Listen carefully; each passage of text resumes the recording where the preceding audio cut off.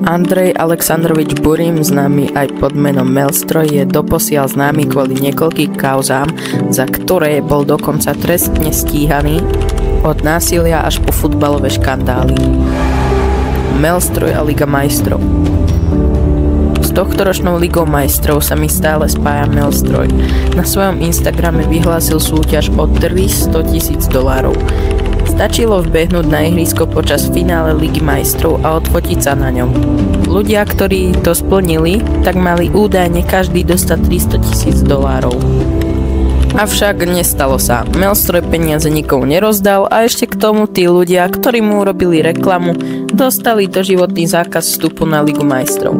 Kvôli tomuto incidentu bol Melstroj natrvalo zablokovaný na stránkach YouTube, Twitch a Trovo. Ďakujem za zhliadnutie videa a budem veľmi rád, keď zvážiš odber tohoto kanála.